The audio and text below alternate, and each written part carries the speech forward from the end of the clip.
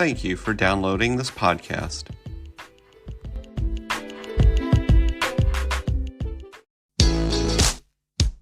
Hi, and welcome to the podcast for Solomon Staircase Masonic Lodge number 357, where we talk about all things related with Freemasonry, including Hermetic teachings, philosophy, reason, spirituality, and much more.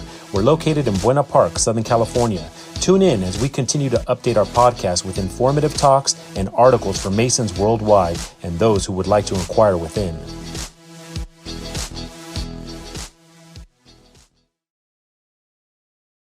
The following article is from the May 2006 Scottish Rite Reporter and is actually a reprint from the Grand Lodge of California. The Undivided Craft, Freemasonry in the Civil War. In the years leading up to the Civil War, the United States was divided among political, economic, and social lines, far more the slavery question cast over all the other issues, regional rivalries, trade, development of the country's natural resources, and settling the West. Important institutions split over the slavery question. For example, the Democratic Party split along regional lines, and the Southern Baptist Church and the Southern Methodist Church were founded. Freemasonry was the one institution that did not suffer a split. The principles of the craft outweighed all other considerations in the hearts and minds of its members. This story is best told through a selection of vignettes originally written by the great American Masonic student, Allen Roberts. Joseph Fort Newton, D.D., was a leading Masonic writer and teacher, and the author of The Builders. In his autobiography, he wrote the following about his introduction to Freemasonry. My father had been a soldier in the Southern Army, taken prisoner at Arkansas Post. He was carried up the Mississippi River to Rock Island, Illinois. My father became desperately ill and made himself known as a Mason to an officer of the camp. The officer took him to his own home and nursed him back to life. When the war ended, he loaned father money to pay his way back to his Texas home and gave him a pearl-handled pistol to protect himself. This experience of my father, when I learned about it, had a very great influence upon my life.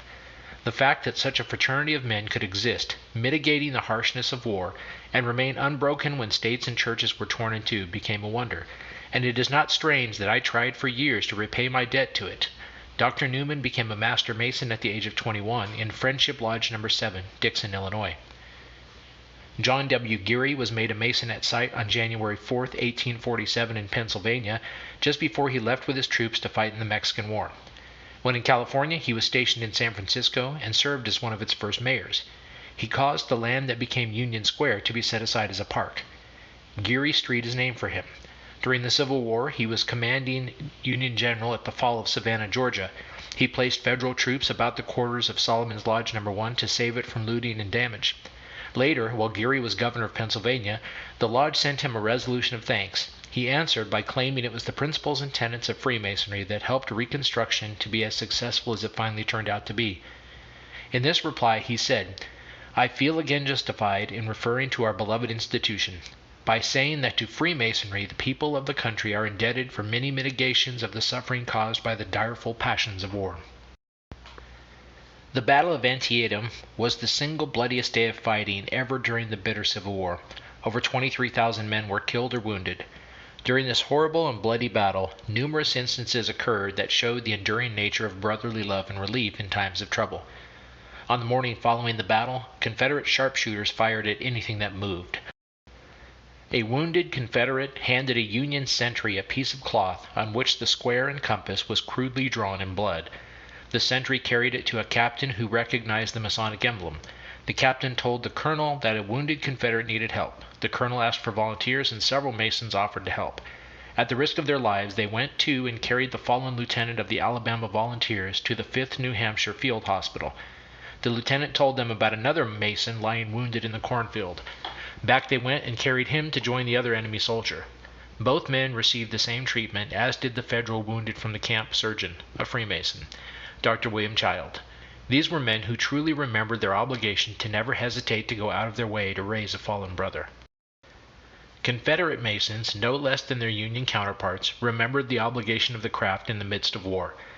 The federal gunboat USS Albatross, under the command of John Hart, hurled shell after shell into the village of St. Francisville, Louisiana. Later, the crew sent a small boat under the flag of truce to the shore. The executive officer asked for a Mason. The senior warden of Feliciana Lodge No. 31, W. W. Leake answered the call. When informed that Captain Hart, who was a Freemason, was dead, Brother Leake immediately offered to open his lodge and bury Hart with Masonic rites. Over the years, the United Daughters of the Confederacy kept his grave fresh and green. In 1972, the Grand Lodge of Louisiana replaced the simple headstone with a monument that covered Hart's entire grave. The monument was engraved. This monument is dedicated in loving tribute to the universality of Freemasonry. An interesting story of Masonic unity in the face of political conflict occurred in Denver Lodge No. 5. The members appeared to be evenly divided in their affinity for the opposing sides in the war. This appeared to be a problem that couldn't be overcome, so the Lodge recommended to the Grand Lodge of Colorado that a charter be granted for the formation of Union Lodge. It was granted, but not a single member of Denver Lodge demitted to affiliate with a new one. They had learned it is not necessary for all Freemasons to think alike to remain friends and brothers. When Richmond, Virginia fell to the Union soldiers in 1865, mobs burned warehouses, blew up ships, and generally set fire to the property along the James River. Mason's Hall, built in 1785, was close to this area. The federal provost marshal, A. H. Stevens, a member of Putnam Lodge in Massachusetts, placed a guard around the building, plus the homes of several members of the lodge. Shortly thereafter, Federal and Confederate members of the craft met in harmony in the same building. Finally, an instance of true friendship extending beyond the barriers of war is that of General Lewis A. Armistead of Alexandria, Washington Lodge No. 22, and Colonel, later General, Henry H. Bingham. General Armistead was among the Confederate generals leading the ill-fated Pickett's charge storming the hills in the Battle of Gettysburg. General Armistead was mortally wounded when he reached the top of the ridge. Colonel Bingham was sent by General Hancock to assist their Masonic brother. A monument commissioned and dedicated by the Grand Lodge of Pennsylvania in 1993 at the National Cemetery Annex at Gettysburg commemorates this selfless act of brotherly love. The monument is inscribed simply, "Friend to Friend, a Brotherhood Undivided." When the shooting war ended, the antagonism was more bitter than ever, but it was Freemasonry that was most directly responsible for easing the pangs of hatred. Kindness shown by former foes who were Masons became the links in the chain of unity. These lessons of the past are most important for us to remember. Our brethren of the Civil War could have been forgiven if they had turned their backs on those in distress. But they did not. They helped the Mason and non-Mason whenever and wherever they could, and were better men and Freemasons for it. And our fraternity and the world are better because of them. Unfortunately, the past is far too often forgotten. Countless people consider Freemasonry's first tenet, brotherly love, as just so much sentimentality. Group is fighting group, section is antagonizing section, and competing ideologies and political opinions are running rampant.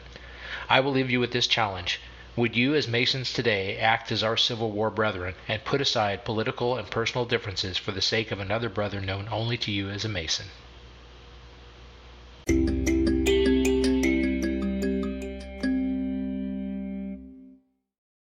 The following is from the June 2006 Scottish Rite Reporter, as is an excerpt from Befriend and Relieve Every Brother, Freemasonry During Wartime.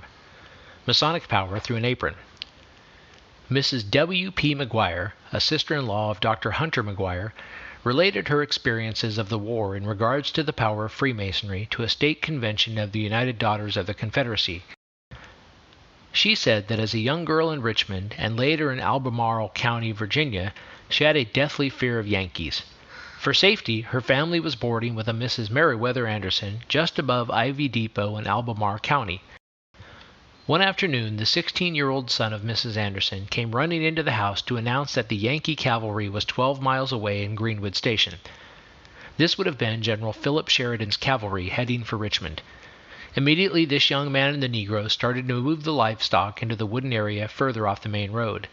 The old family mammy was more frightened than anyone since she thought the troops were out to capture Mrs. McGuire's 12-year-old brother.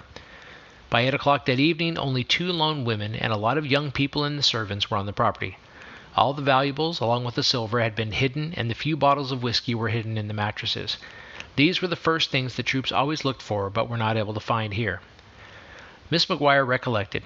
We all sat up, waiting breathlessly until morning, no enemy appearing until later in the day, when they were full of force, a lot of miserable drunken soldiers who surrounded and filled the house, uttering oaths, brandishing swords, and pointing their pistols at the heads of the damned women, as they called them, and ordering them to give up everything in the way of provisions.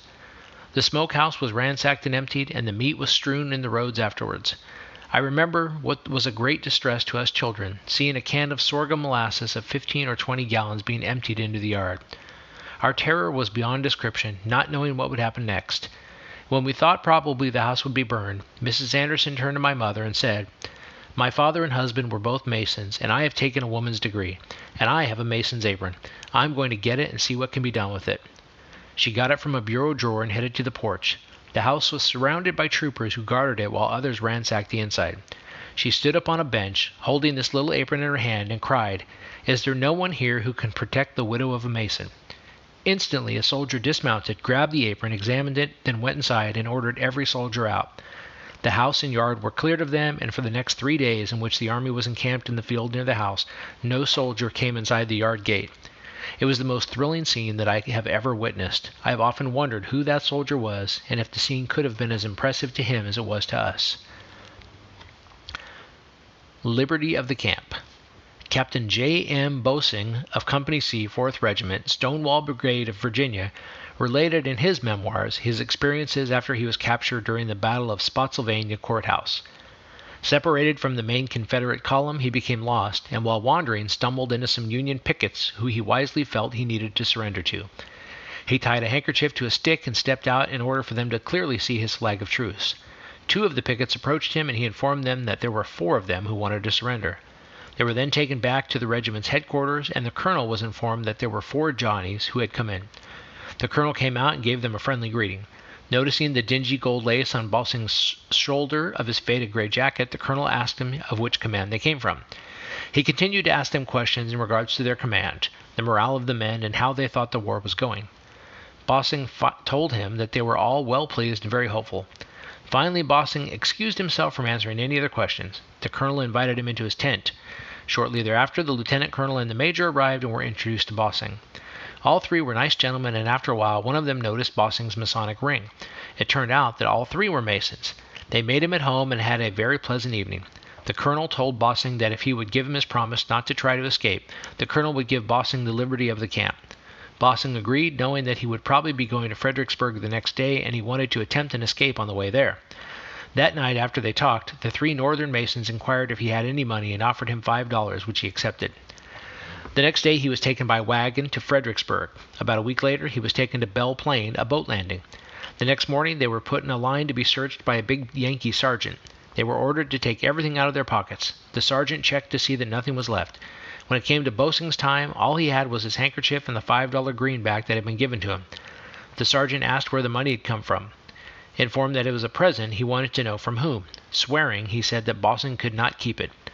Bossing knew that he really needed to hold on to his money, so he told the sergeant that some officers who were Masons had given it to him. A nearby lieutenant invited him to his tent, and there he learned that he was also a Mason. The lieutenant told him that he could stay in his tent that night, but Bossing declined, as he preferred to stay with his men. The men were preparing supper when Bossing arrived back in camp, and they had some small tent flies to sleep under that night.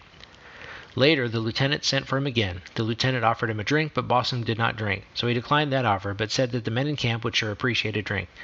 The lieutenant gave him a pint of whiskey and sent him back to the camp, where the men enjoyed it. The following article is from the August 2008 Scottish Rite Reporter. Masonic Friendships. We've all heard about events during wars where Masons on both sides of the conflict will come together as brothers, either for a meeting or to honor their fallen comrades with Masonic services. These events seem to have been most prevalent during our Civil War. One such event has been immortalized in the Friend to Friend Memorial at Gettysburg National Cemetery. Here at Long Beach, we have a small replica of the memorial on display. Now I will let you in on the backstory and how there is a Los Angeles connection to those memorialized in the statue. Today at Gettysburg there stands a statue titled Friend to Friend, a Brotherhood Undivided. The statue portrays Confederate General Lewis Armistead lying wounded in a charge up Cemetery Hill. Kneeling at his side is Union Captain Henry Bingham. Armistead was a captain in the Mexican-American War and wounded at Chapultepec. The statue depicts Armistead handing Bingham his effects and requesting he convey them, along with a message of regret to his old friend General Winfield Scott Hancock, who was also wounded the same day. Armistead died 2 days later. In his letter to Hancock, Bingham related that Armistead said, "Tell General Hancock for me that I have done him and done you all an injury which I shall regret or repent," forgot the exact word, "the longest day I live." The events leading up to the statue took place on July 3rd as Hancock continued in his position on Cemetery Ridge and thus bore the brunt of Pickett's charge. During the massive Confederate artillery bombardment that preceded the infantry assault, Hancock was prominent on horseback in reviewing and engaging his troops. When one of his subordinates protested, "General, the corps commander ought not to risk his life that way," Hancock is said to have replied, "There are times when a corps commander's life does not count." During the infantry assault, his old friend, Brigadier General Lewis A. Armistead, was leading a brigade in Major General George Pickett's division. Hancock could not be with his friend Armistead because he had just been wounded himself, a severe injury caused by a bullet striking the pommel of his saddle, entering his inner right thigh along with wood fragments and a bent large nail. Helped from his horse by aides and with a tourniquet applied to staunch the bleeding, he removed the saddle nail himself and, mistaking its source, remarked wryly, "They must be hard up for ammunition when they throw such a shot as that." News of Armistead's mortal wounding was brought to Hancock by a member of his staff, Captain Henry H. Bingham. Despite his pain, Hancock refused evacuation to the rear until the battle was resolved. Winfield Scott Hancock was a career U.S. Army officer and the Democratic nominee for President of the United States in 1880. He served with distinction in the Army for 4 decades, including service in the Mexican-American War and as a Union general in the American Civil War. Known to his Army colleagues as Hancock the Superb, he was noted in particular for his personal leadership at the Battle of Gettysburg in 1863. One military historian wrote, "No other Union general at Gettysburg dominated men by the sheer force of their presence more completely than Hancock." As another wrote, "His tactical skill had won him the quick admiration of adversaries who had come to know him as the thunderbolt of the Army of the Potomac." His military service continued after the Civil War, as Hancock participated in the military reconstruction of the South and the Army's presence at the western frontier. After the Civil War, Hancock's reputation as a soldier and his dedication to conservative constitutional principles made him a presidential possibility. His noted integrity was a counterpoint to the corruption of the era, for as President Rutherford B. Hayes said, "If, when we make up our estimate of a public man, conspicuous both as a soldier and in civil life, we are to think first and chiefly of his manhood, his integrity, his purity, his singleness of purpose, and his unselfish devotion to duty, we can truthfully say of Hancock that he was through and through pure gold." This nationwide popularity led the Democrats to nominate him for president in 1880. Although he ran a strong campaign, Hancock was defeated by Republican James Garfield by the closest popular vote margin in American history. Armistead and Hancock became friends as they served together in Los Angeles during the Mexican-American War.